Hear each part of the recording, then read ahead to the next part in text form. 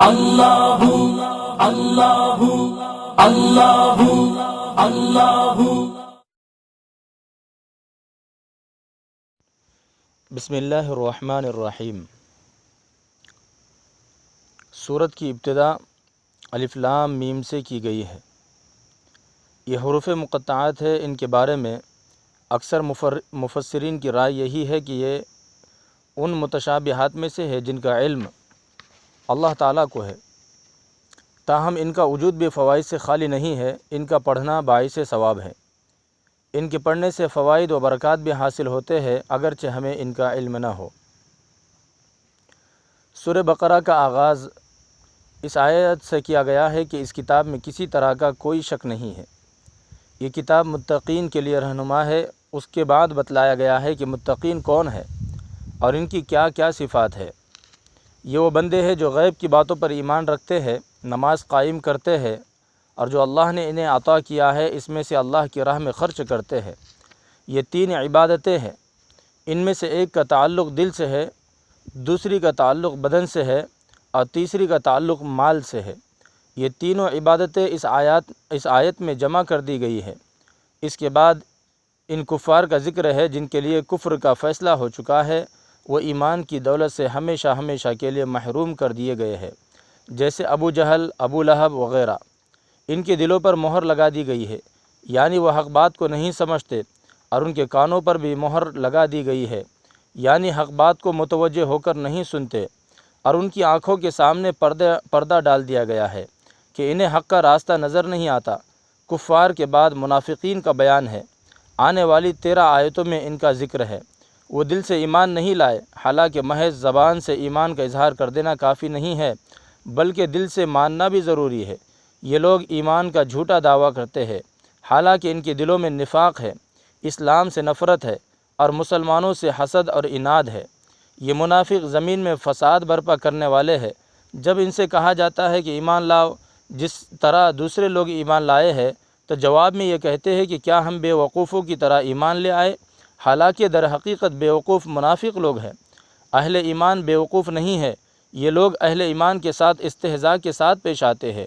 یہ محض اللہ تعالیٰ کی طرف سے ڈھیل ہے کہ وہ اس سرکش میں سر سے پیر تک غرق ہے۔ منافقین نے بظاہر ایمان قبول کیا ہے اور دل میں کفر چھپا رکھا ہے۔ ان کی آخرت بھی خراب ہوئی اور یہ لوگ دنیا میں بھی ذلیل و خوار ہوئے۔ دیکھا جائے تو یہ گھاٹے کا سودا ہے۔ آگے قرآن کریم نے منافقین کی اس بے راہ روی کو 2 مثالوں کی روشنی میں واضح کیا ہے۔ پھر تمام انسانوں کو اللہ کی عبادت کا حکم دیتے ہوئے کفار سے کہا ہے کہ اگر تمہیں ہماری اس کتاب میں جو ہم نے نازل کی ہے ذرا بھی شک ہو تو اس جیسی کوئی ایک صورت بنا کر لاؤ۔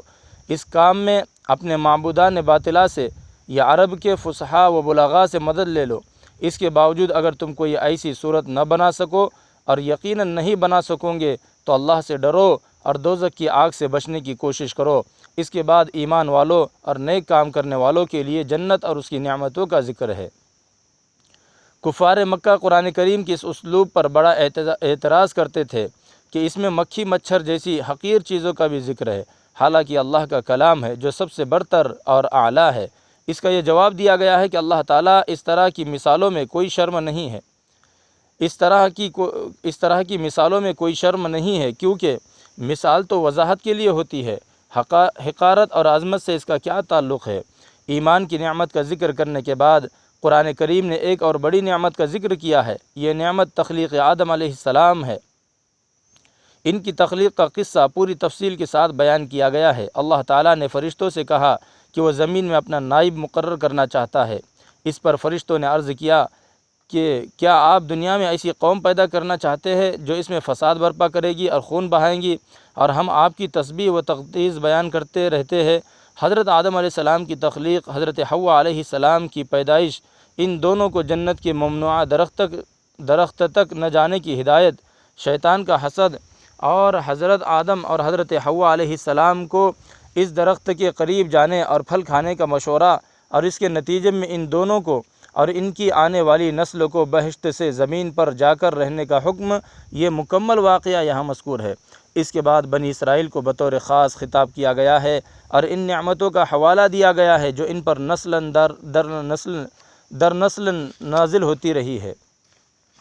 سب سے بڑھ کر یہ کہ ان کے پاس ہزاروں انبیاء بھیجے گئے، تورات وغیرہ کتابیں نازل کی گئی، فرعون سے نجات دے کر ان کو شام میں بسایا گیا، ان پر منّا و سلویٰ نازل کیا گیا، ان کے لیے ایک پتھر سے 12 چشمے نکالے گئے، مگر ان کی سرکشی دیکھیے کہ وہ حق پر قائم نہ رہے، انہوں نے پیغمبروں کی اطاعت نہ کی بلکہ بعض پیغمبروں کو قتل تک کر ڈالا، تورات کی آیتوں میں تحریف کی، اس کے نتیجے میں ان کے لیے دائمی اور ابدی ذلت لکھ دی گئی، اور ان پر ایسے ایسے عذاب مسلط کیے گئے کہ جن کو سن کر روح کانپ اٹھتی ہے۔ بنی اسرائیل کو حکم دیا گیا تھا کہ شنبے کا دن خاص عبادت کے لیے مقرر ہے، اس دن مچھلی کا شکار مت کرنا، مگر انہوں نے حکم عدولی کی تو اللہ تعالیٰ نے ان کی صورتیں مسخ کر کے ان کو بندر بنا دیا۔ یہودیوں کے بارے میں قرآن کریم کا دو ٹوک فیصلہ یہ ہے کہ ان کے دل پتھروں سے زیادہ سخت ہے، بعض پتھروں سے بڑا نفع پہنچتا ہے، مگر ان سے تو کسی طرح کوئی نفع ہی نہیں ہے اور نہ ان سے خیر کی کوئی امید ہے۔ انہوں نے مال و دولت کی لالچ میں تو تورات میں لفظی اور معنوی تحریف بھی کر ڈالی۔ لگ بھگ 77 آیات تک اس قوم کی بدعمالیوں، بدعہدیوں اور ان پر نازل ہونے والے مختلف عذابوں کا عبرتناک تذکرہ ہے، کیونکہ بنی اسرائیل کے واقعات میں حضرت ابراہیم علیہ السلام کا ذکر بھی آیا ہے، اس لیے بنی اسرائیل کا بیان ختم کر کے اب حضرت ابراہیم علیہ السلام کا اور ان کے ذریعے بنائے گئے کعبۃ اللہ کا بطور خاص ذکر کیا گیا ہے۔ سب سے پہلے تو یہ بیان کیا گیا کہ بیت اللہ مقام امن ہے اور ہر سال لوگ وہاں حج کے لیے جمع ہوتے ہیں۔ مقام ابراہیم کا ذکر بھی اسی آیت میں ہے، یہ وہ پتھر ہے جس پر کھڑے ہو کر حضرت ابراہیم علیہ السلام نے خانہ کعبہ تعمیر کیا تھا، اور وہ دعا بھی مذکور ہے جو بوقت بناء کعبہ انہوں نے کی تھی کہ اے اللہ اس جگہ کو شہر امن بنا، اس کے رہنے والوں کو میوے عطا کر اور ہماری اولاد میں ایک فرما بردار جماعت پیدا فرما دے، اور ان میں ایک رسول انہی میں کا بھیج دے تاکہ وہ انہیں تیری آیات پڑھ کر سنائے، تیری کتاب کی اور حکمت کی باتوں کی تعلیم دے اور ان کی اصلاح کرے۔ بلا شبہ حضرت ابراہیم علیہ السلام کی یہ دعا بعثت نبی صلی اللہ علیہ وسلم کی صورت میں قبول ہوئی۔ یہاں سے قرآن کریم کا دوسرا پارہ شروع ہوتا ہے۔ اس کا آغاز تحویل قبلے کے معاملے سے ہوا، جب سرکار دو عالم صلی اللہ علیہ وسلم مکہ مکرمہ سے ہجرت فرما کر مدینہ منورہ تشریف لائے تو 16-17 مہینوں تک بیت اللہ کی طرف منہ کر کے نماز پڑھتے رہے۔ اس کے بعد کعبے کی طرف منہ کرنے کا حکم آ گیا۔ اس پر یہود، مشرکین اور منافقین کہنے لگے کہ پہلے تو یہ بیت المقدس کی طرف نماز پڑھا کرتے تھے جو پچھلے تمام انبیاء کا قبلہ تھا، اب انہیں کیا ہوا کہ اس کو چھوڑ کر خانہ کعبہ کی طرف منہ کرنے لگے۔ ان آیات میں اسی اعتراض کا جواب دیا گیا ہے کہ مشرق و مغرب سب جہتیں اور سمتیں اللہ کے لیے ہے، اصل چیز تو عبادت ہے۔ ہم نے یہ قبلہ اس لیے بدلا ہے تاکہ پتہ چل جائے کہ کون محمد صلی اللہ علیہ وسلم کی اتباع کرتا ہے اور کون ان کی اتباع سے روگردانی کرتا ہے۔ اس کے بعد بتلایا ہے کہ اے مسلمانوں، جس طرح تمہارا قبلہ تمام قبلوں سے افضل ہے، ایسے ہی ہم نے تم کو تمام امتوں سے افضل اور تمہارے پیغمبر کو تمام پیغمبروں سے کامل اور برگزیدہ بنایا ہے۔ تحویل قبلے کی حکمتوں کا ذکر تقریباً 11 آیتوں پر مشتمل ہے۔ اس کے بعد اہل ایمان کو کچھ نصیحتیں ہیں، مثلاً یہ کہ وہ صبر اور نماز کا دامن تھامے رکھے، اللہ کی راہ میں شہید ہونے والے کو مردہ نہ کہے، آزمائشوں سے نہ گھبرائے بلکہ ایسے حالات میں انا للہ پڑھا کرے۔